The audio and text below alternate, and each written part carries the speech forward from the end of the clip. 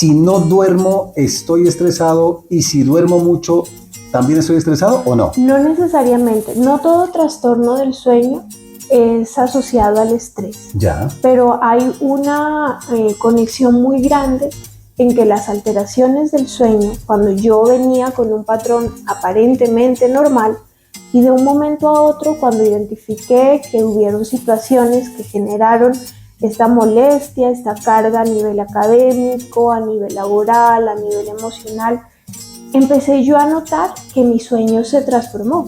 Ya. O sea, ya me costaba mucho conciliar, ya me pasaba las noches a veces en vela o me despertaba con miedo, con susto, con esa pensadera en esas situaciones.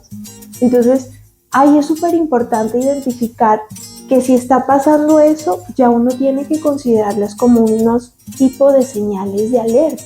Ya. ¿Por qué? Si bien el estrés es una respuesta fisiológica de mi mente, de mi cuerpo, cuando esa respuesta se sostiene por mucho tiempo, hace que hayan procesos dentro de mi cuerpo en el que se producen sustancias que son necesarias, pero en exceso entran a tener efectos secundarios no tan favorables para uno.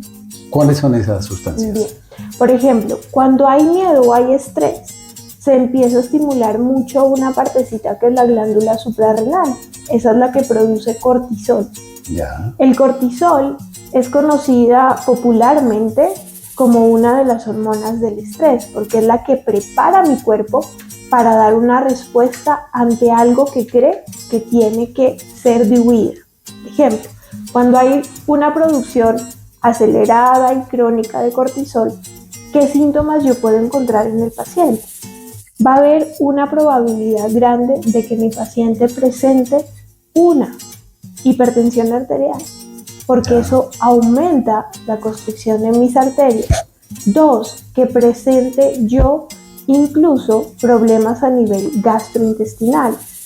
3, que mi melatonina, que es la hormona del sueño, se vea alterada porque el cortisol no deja que ésta actúe o que se produzca. Entonces, en consecuencia, yo ahí estoy presentando el insomnio, que es la falta de sueño, que hay varios tipos de conciliación y de despertar, y también que yo pueda estar detonando alteración a nivel de mis hormonas o neurotransmisores a nivel cerebral, como cuáles: la serotonina, la dopamina y la norepinefrina.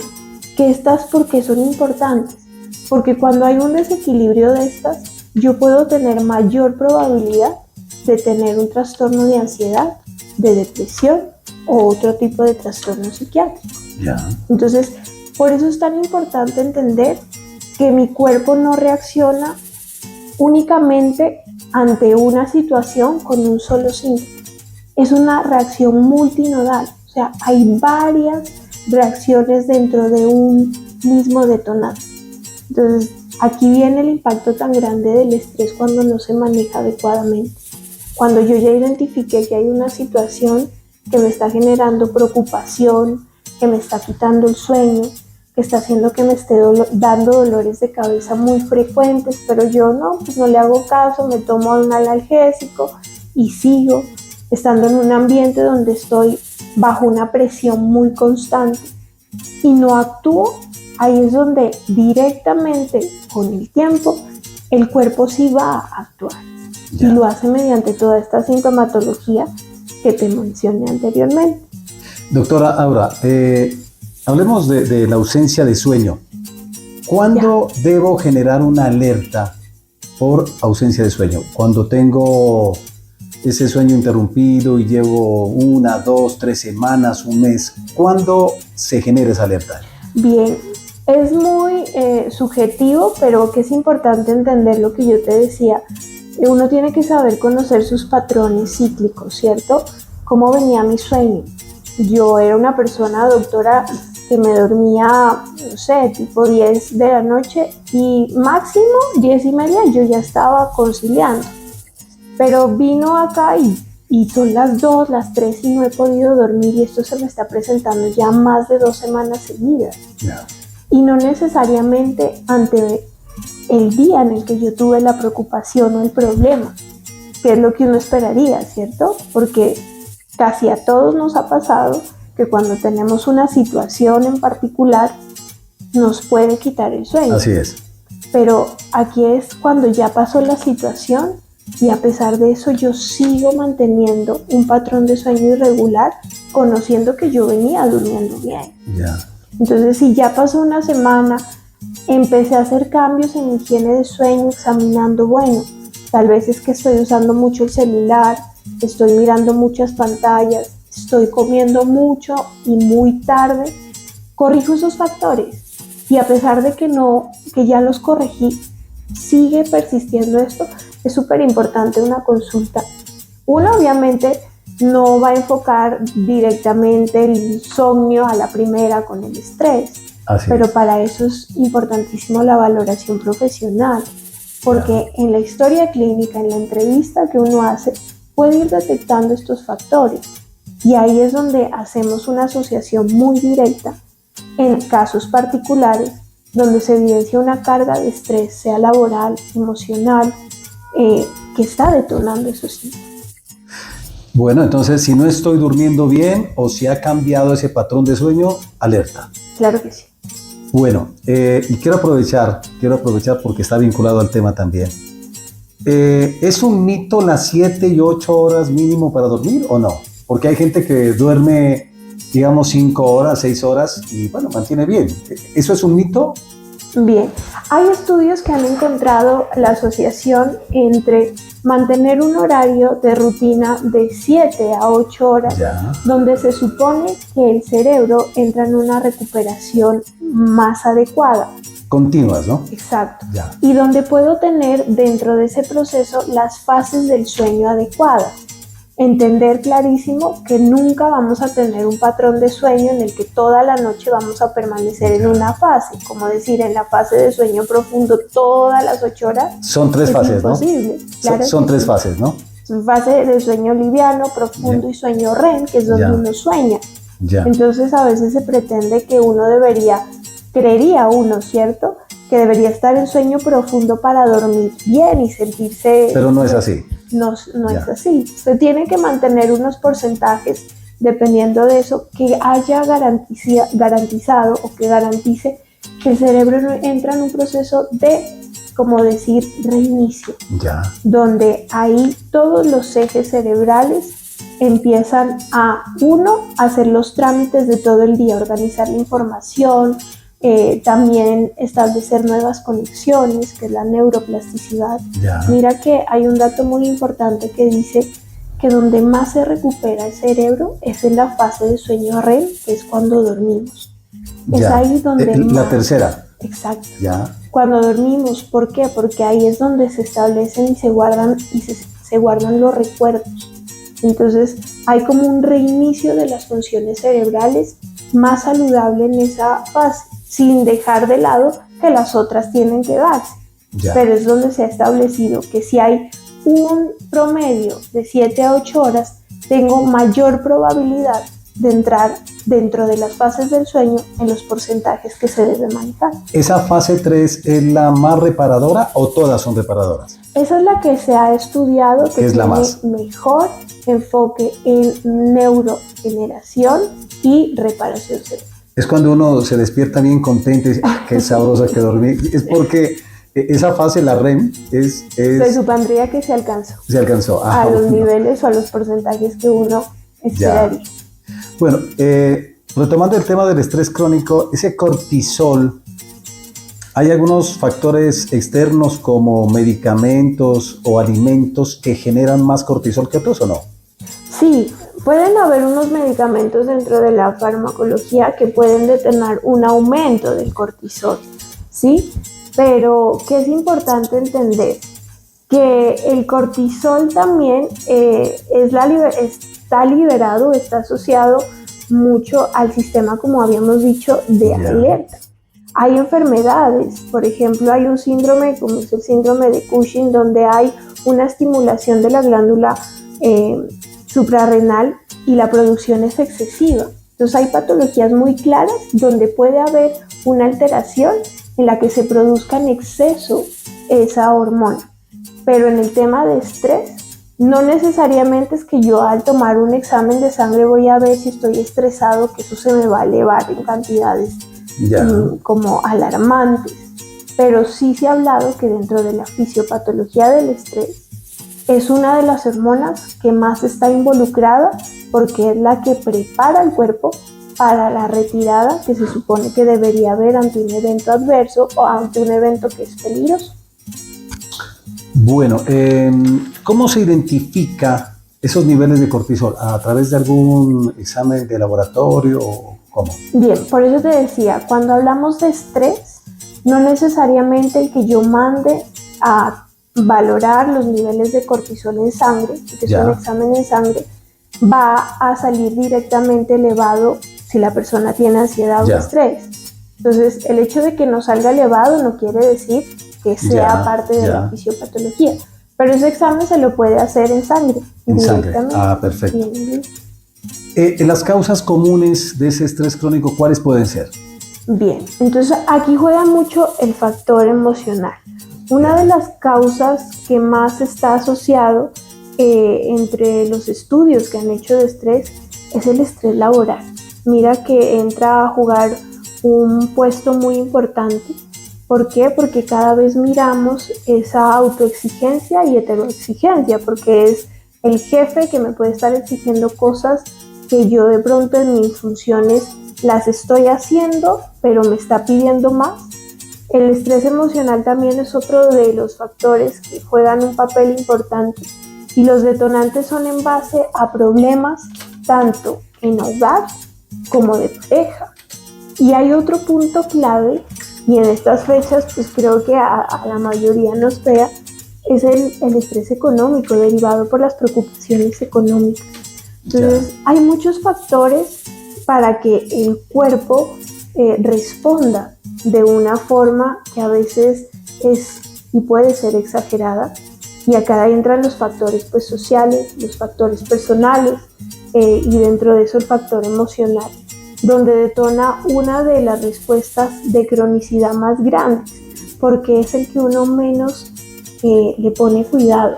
¿A cuál? ¿A cuál? A la parte emocional. A la parte emocional. Porque uno piensa que, o se supone que uno cree que puede manejar las situaciones, ¿cierto? Sí. Entonces uno le va dando larga a algunos problemas, va sabiendo sobrellevar, pero en el fondo el tener toda esta sintomatología cargada, el vivir con un cansancio constante, el tener más que todo síntomas físicos recurrentes nos está hablando de que algo no está bien.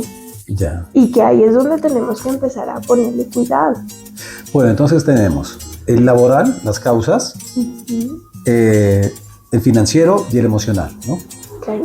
Bueno, en ese laboral, pues, supeditado también a una mala relación con su superior inmediato, con sus jefes. Y hay un tema asociado a esta época que siempre lo identifico, pues, en el rol que tengo de asesor de empresas, y es la terminación de mi contrato. Es decir, se termina el año, es un mes neurálgico en el tema financiero y la incertidumbre porque me van a contratar en entidades públicas en febrero, en marzo, y cómo vivo, mis obligaciones de enero. Ese es un punto muy, pero muy neurálgico asociado al laboral y asociado a la fecha. Claro que sí. Entonces, mira cómo hay patrones de comportamiento donde podemos mirar que una de las causas más relevantes es esa incertidumbre, ¿no? Esos pensamientos anticipatorios de lo que puede pasar. A veces van muy ligados a pensamientos negativos y eso condiciona más estrés emocional dentro de un estrés laboral. ¿Por qué? Porque hay miedo a que yo, al quedar sin trabajo, no pueda conseguir fácil un trabajo, de que en estas fechas donde vienen más gastos por la universidad de mis hijos que ya retoman, digamos, el nuevo año, el colegio, entonces uno empieza a anticipar mucho esos pensamientos y eso es lo que pone en alerta a la mente y al cuerpo. Es como decirle, yo misma me estoy enfermando anticipándome a situaciones que todavía no han llegado, que muy posiblemente se den, pero que certezas no hay ninguna. Entonces aquí entra a jugar un papel fundamental en el manejo del estrés, es la parte del acondicionamiento en el pensamiento, de cómo yo empiezo a labrar un pensamiento más concreto a mi realidad y no a lo que puedo pensar que va a pasar. Y para eso es muy importante la terapia con psicología. Ya. Entonces ahí es donde uno empieza a identificar, estoy manejando el estrés de una manera no tan saludable, pero no estoy tomando cartas en el asunto. Porque me anticipo. Exacto. Ya. Estoy solamente poniendo en mi mente preocupaciones, problemas, pero a veces no le estoy dando las soluciones ni me estoy ayudando. Y esperamos que a veces la solución venga de un externo. El externo entra a guiar, pero si yo como actor principal no tomo cartas en el asunto cuando ya identifique, es donde va a ser más difícil o va a durar más pues este estrés en nuestra mente y en nuestro cuerpo. Sé que muchos oyentes nos están escuchando y siempre he dicho, tenemos una cantidad de oyentes silenciosos porque sé que interiorizan muchísimo todas estas orientaciones que nos dan el equipo de Neuromedic. Y yo quisiera pues no desaprovechar la oportunidad porque esta época es bastante neurálgica y escuchándolo a usted entiendo por qué nosotros los seres humanos el emocional lo llevamos a un tercer lugar. Siempre estamos en el tema laboral, en el tema de finanzas. Siendo coyuntural esta época, que también confluye el tema laboral, el tema justamente de finanzas y emocional, ¿cuáles pueden ser unas reflexiones y unos consejos prácticos como para poder sobrellevar un poquito pues estas situaciones y estas cargas emocionales para nuestros oyentes? Bien, entonces primero pues es importantísimo que dentro del reconocimiento de lo que a mí me afecta, yo identifique cuáles situaciones tienen más peso en mí y empiece a colocar prioridades en torno a lo que me afecta. Y ahí es donde uno tiene que empezar a trabajar. Una vez identificado estas situaciones, es importante ir buscando esa ayuda, como te decía previamente, ir permitiéndonos exponer si lo que yo considero como yo me estoy mirando, el otro también se ha dado cuenta, para poder validar un poco esa emoción. Ya. Y dos, estrategias muy claras, como lo que yo había hablado antes, es controla lo que puedo controlar. Y acá en el estrés, los pilares son los mismos que en la parte emocional de cualquier patología psicológica. Ahí paremos un ratito, un momento. Y a veces podría ser que puede pensarse que es una frase de cajón de que controlar lo que puedo controlar, ¿no? Pero en la práctica, ¿cómo lograr identificar uno como individuo, como ser humano y tener esa inteligencia emocional de decir, efectivamente, no puedo controlar si me van a renovar el contrato? Entonces no me puedo anticipar. O sea, ¿qué actitud mental de pensamiento, qué le mando a mi cerebro a pensar o a ubicarme para no tener ese punto de estrés ahí? Ya, bueno, importantísimo. De alguna manera algún tipo de estrés tiene que haber. Recordemos que hay un estrés bueno y hay un estrés patológico.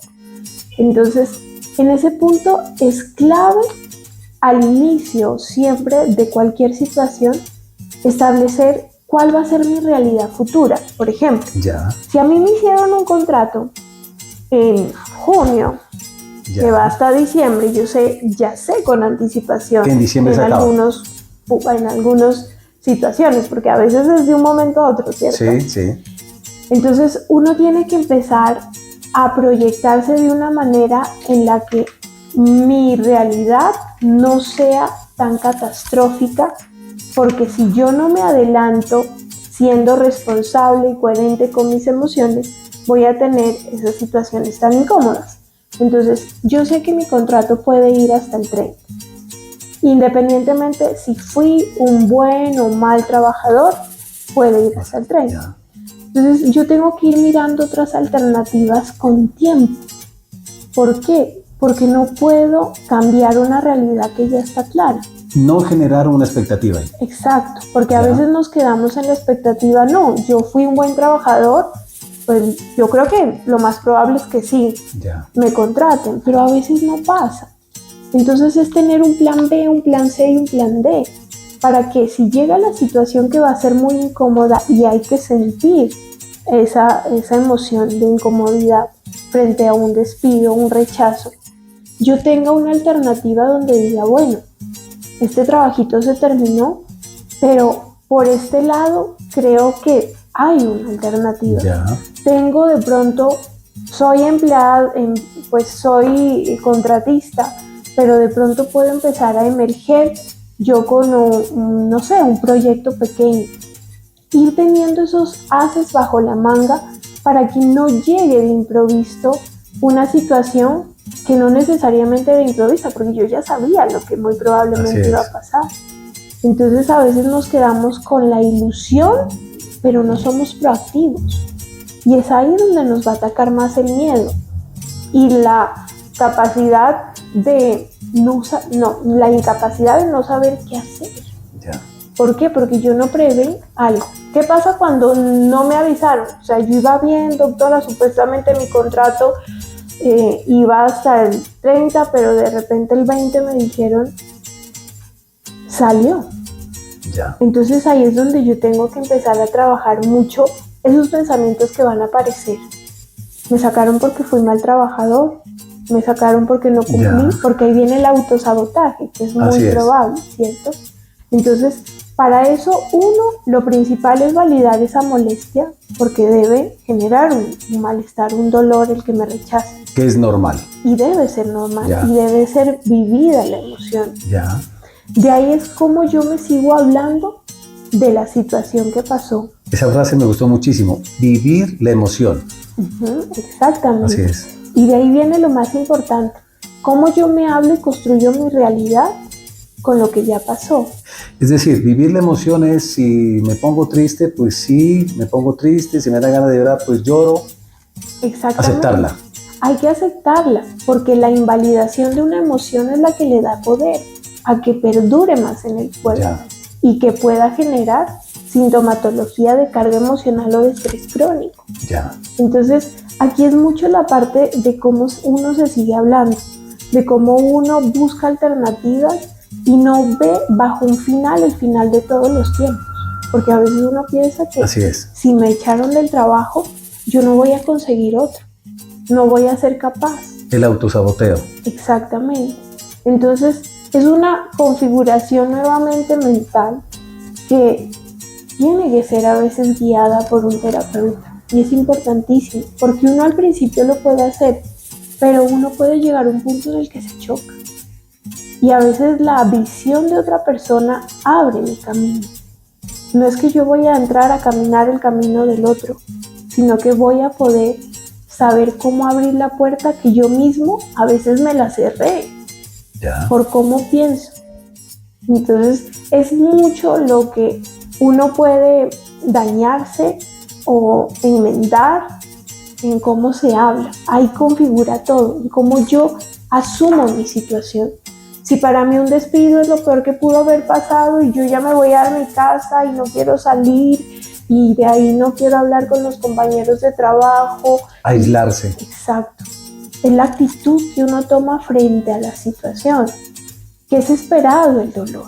Por eso les digo, uno no puede invalidar que no nos va a doler, que si usted lo despide, usted, ay, gracias y me voy feliz y que de la dicha. No es así. A excepción de que esté en un lugar donde no quiera estar y no necesite.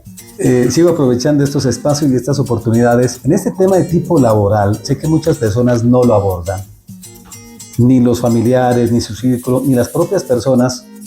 Y me llama mucho la atención porque, lastimosamente, en nuestra legislación laboral y en la práctica empresarial no hay unos planes de retiro para personas que se vayan a jubilar.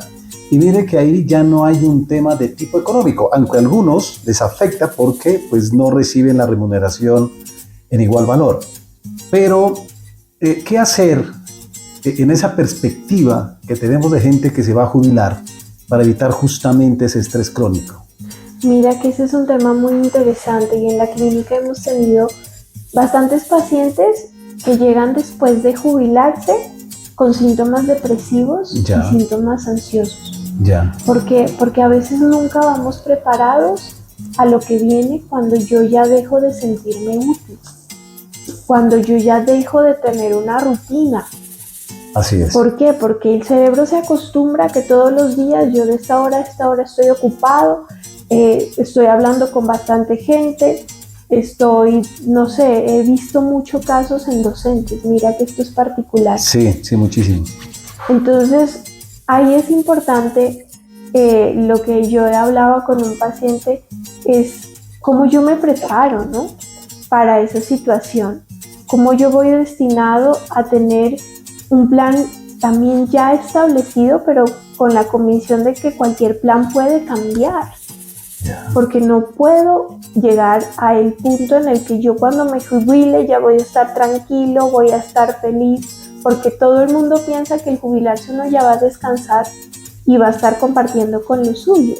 Sí, es lo que uno esperaría, ¿cierto? Sí, es una proyección un tanto equivocada, ¿no? Pero ¿qué se ve? Que cuando ya salen acá, ahí es donde se empieza a detonar todos estos síntomas a nivel de estrés o síntomas a nivel emocional. Eso es porque no hay un plan de retiro, la propia persona no ha programado su retiro.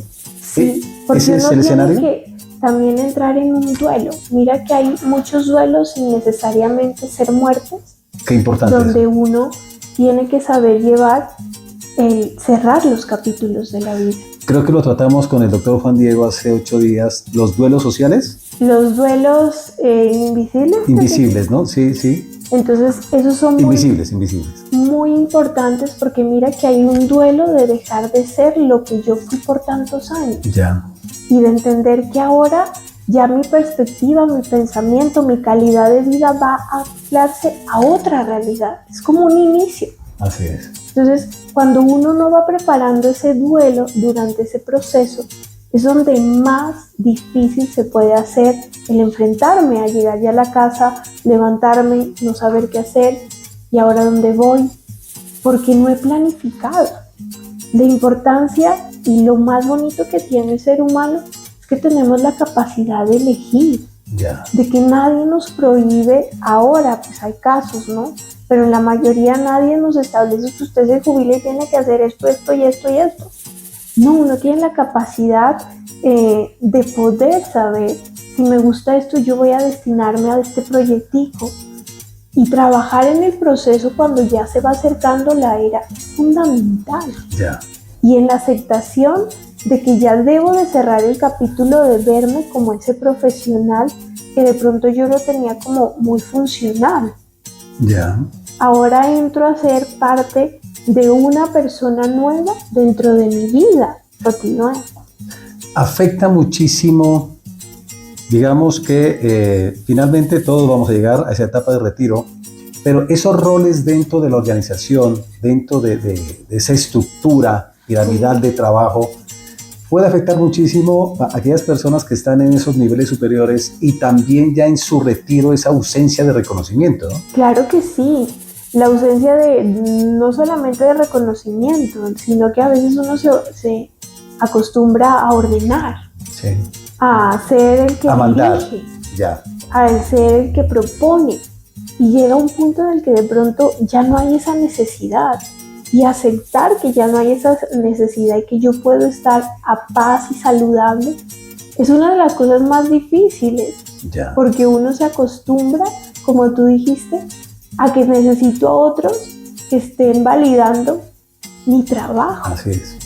Entonces, es muy interesante ese tema en particular, porque mira que una de las causas más grandes también de estrés es necesariamente eso, todo lo que viene, lo que va a pasar cuando yo ya me jubile, ¿qué voy a hacer? Y a veces esa soledad, porque hay personas que pasan ya solos esos momentos y que pueden ser más duros porque no hay esa compañía donde te pueden decir, hey, vamos a hacer esto, hagamos esto. Entonces ahí es donde uno tiene que buscar esas ayudas, y esas ayudas están en los amigos, esas ayudas están en el deporte, en la familia, esas ayudas están en la terapia, están en la alimentación. Esas ayudas son las que van a condicionar que también yo voy a salir en un proceso que sé que de alguna manera me va a afectar, no a todos, pero la mayoría tiene un grado de afectación importante. Entonces, ¿cómo ver el estrés crónico como algo que se puede ir trabajando para evitarlo? Sí, Ya. porque es una realidad. Cuando yo no gestiono mis emociones, estas se van a desbordar.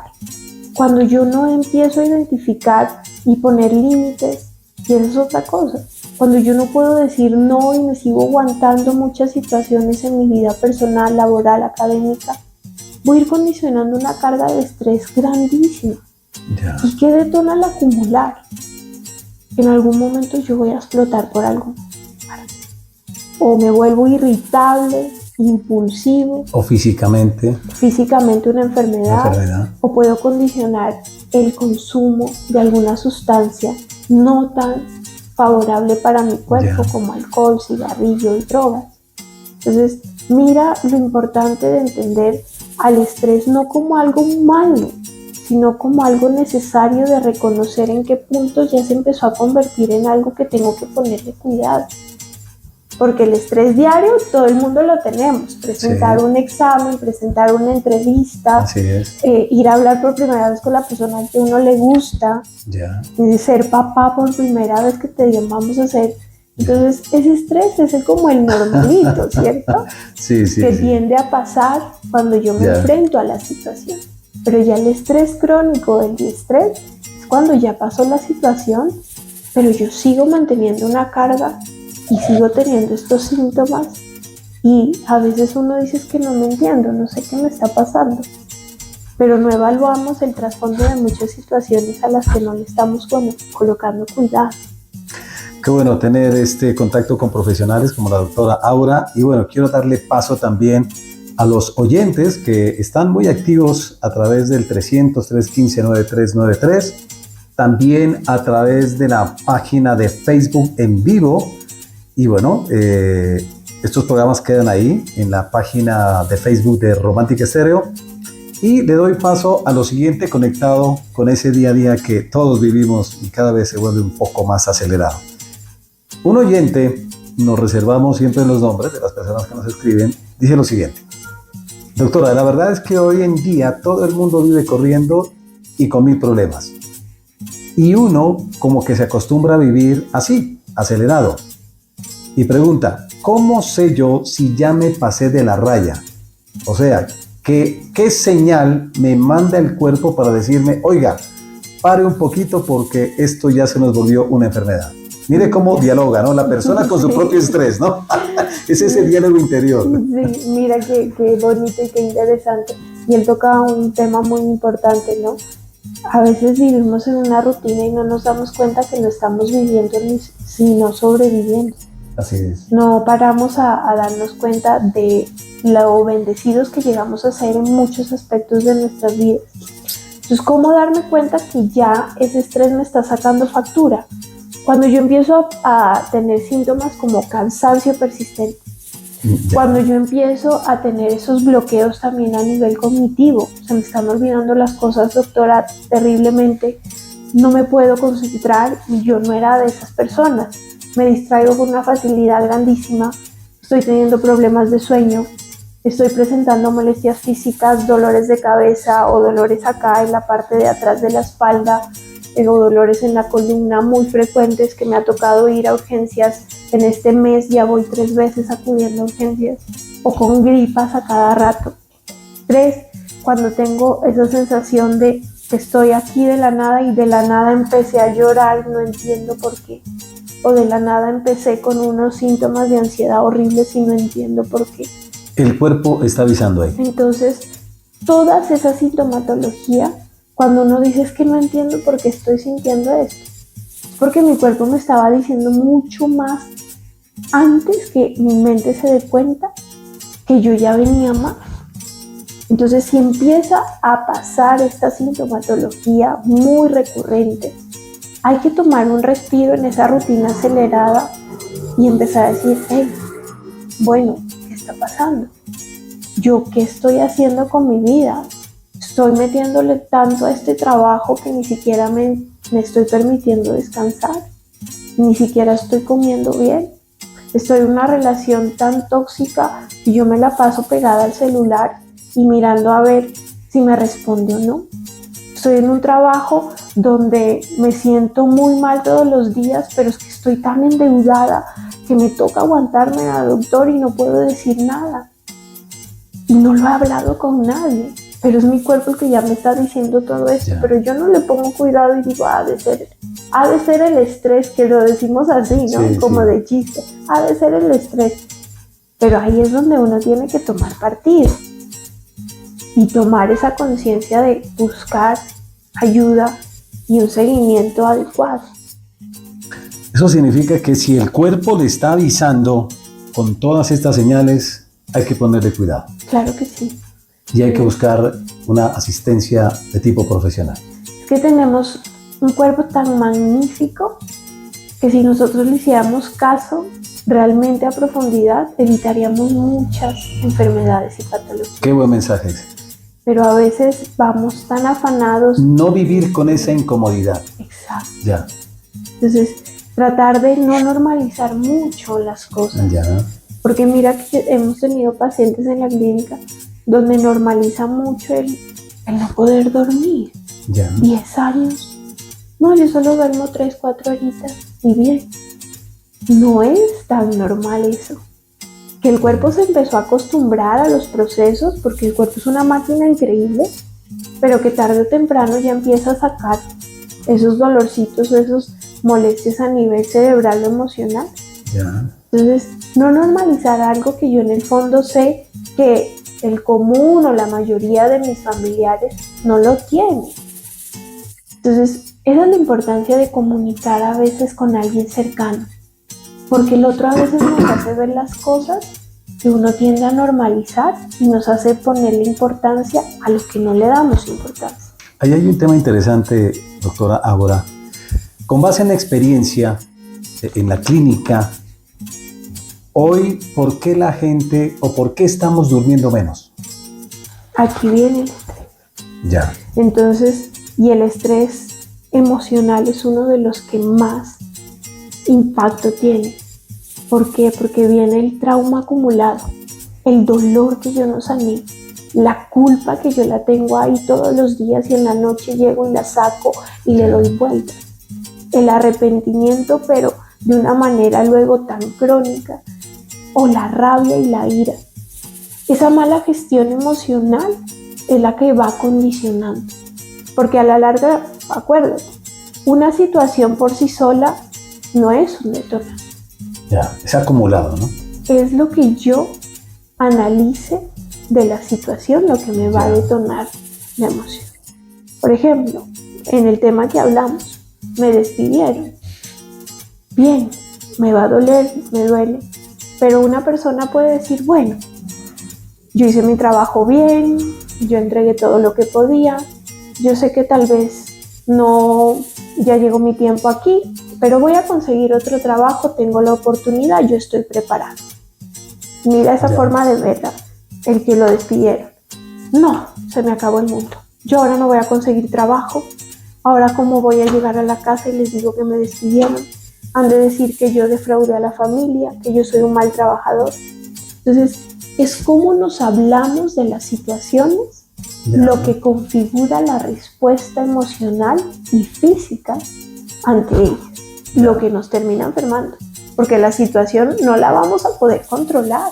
Así es. Si a mí me dicen usted tiene esta enfermedad, no voy a poder cambiar muy probablemente en algunos casos el diagnóstico. Así es. Pero sí voy a poder controlar cómo yo me enfrento a navegar durante ese periodo de enfermedad, en negación, en rabia o en aceptación, que va a ayudarme más a que mi cuerpo responda mucho mejor. Bueno, y con ocasión de esto que nos está exponiendo la doctora Aura, viene otra pregunta al lugar también por parte de una oyente. Me dice lo siguiente: a mí me pasa algo curioso. Voy al médico porque me duele la cabeza o la espalda o tengo gastritis. Me hacen exámenes y me dicen que no tengo nada, que eso es puro estrés. Y aquí viene la pregunta: ¿de verdad la mente es tan poderosa para enfermarlo a uno físicamente o es que me estoy imaginando los dolores? No, es poderosísima, ¿Por qué? Porque todo radica en el pensamiento que llega a la mente, Ya. en cómo mi cuerpo responde. Entonces, lo curioso es que cuando uno no tiene este acercamiento a entender de pronto que ante una preocupación mi cuerpo responde agudizando de pronto algunos dolores y molestias. ¿Por qué? Porque se están produciendo sustancias inflamatorias. Ya. Y si yo de base ya tenía un trauma, un golpe muscular, pues tenga la plena confianza de que ese golpe o ese dolor se va a agudizar o va a doler mucho más durante el periodo de estrés. Es como lo que pasa con los pacientes que tienen migrañas, que son dolores de cabeza muy fuertes. La mayoría de las migrañas están asociadas a un componente emocional. O sea, Ya. entre más estresado yo estoy, se me detona el dolor de cabeza. Ya. ¿Por qué? Porque es una respuesta del cuerpo ante esa alerta. Y el cuerpo responde mediante inflamación, dilatación, constricción de algunos vasos sanguíneos o de algunas partes musculares. Entonces, es importante entender que ahí es donde yo identifico el poder tan grande que tiene mi mente, es donde yo tengo que empezar a cuidar muy bien el tipo de pensamiento que traigo a mi mente. Ya. ¿Por qué? Porque los síntomas son muy reales. El hecho de que no se encuentre un reporte o una causa en un laboratorio no quiere decir que el paciente no lo sienta, porque es la respuesta del cuerpo ante el estímulo emocional. Pero cuando ya se descartó que no hay nada físico, como en el caso de la gastritis, un ejemplo, una úlcera, que es una lesión dentro del estómago, en el caso, digamos, de la espalda, algún tipo de contractura muscular o algún trauma a nivel cervical, y todo está normal, es donde yo ahí tengo que ponerle más cuidado. Ya.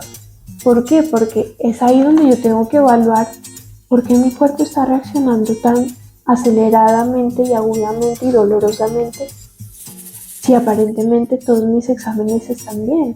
¿Qué no estoy gestionando? Y es ahí donde uno empieza a ponerle más cuidado e importancia al pensamiento.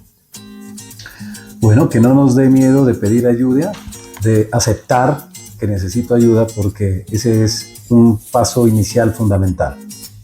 Tengo otro mensaje de una oyente, me parece un tanto particular y está asociado a todo esto, y qué mejor pues que nos resuelve esta inquietud de la doctora Aura. Dice lo siguiente: una vecina me dijo que el estrés engorda y hace caer el pelo.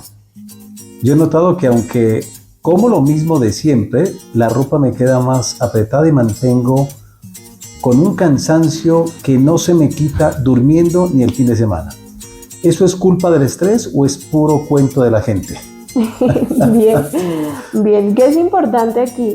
Evaluar que obviamente el estrés puede tener una sintomatología física, que es clarísimo y lo hemos llamado a la atención, pero para eso también es importante descartar otros factores, que es lo que la anterior paciente decía en torno al toma de laboratorio, ¿cierto?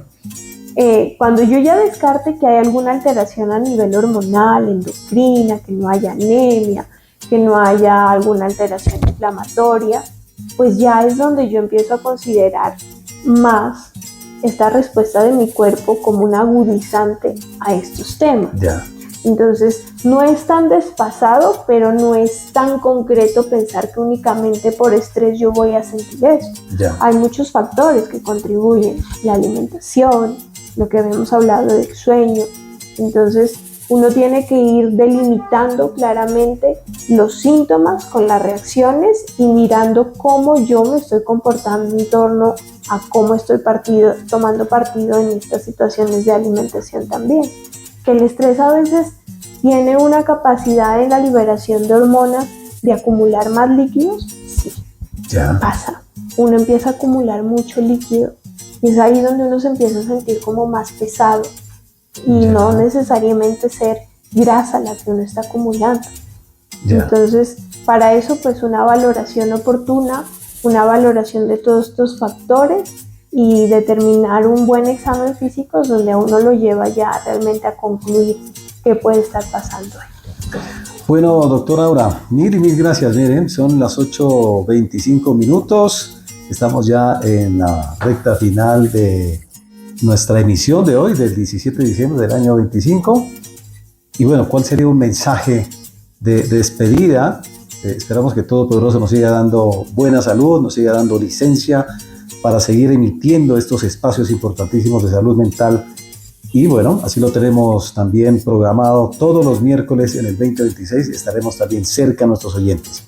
¿Cuál sería ese mensaje de fin de año, doctora Aura, para propender por una buena salud mental?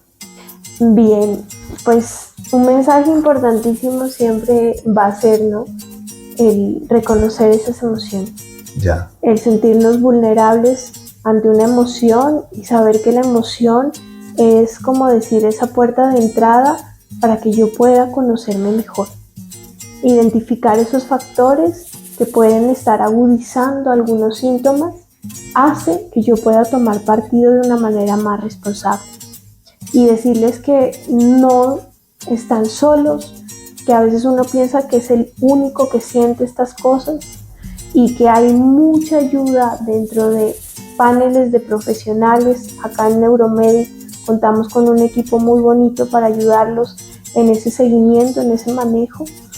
Y si no es acá, en cualquier parte donde haya un profesional dispuesto a ayudar, que intenten buscar esas alianzas, esa conexión, que esta fecha nos traiga como una reflexión más sobre ese análisis, ¿no?, de cómo fue mi año a nivel emocional y de cómo yo me dirijo hacia un nuevo año con nuevos retos, más en un tono de aceptación que de culpa y de resentimiento a veces conmigo mismo.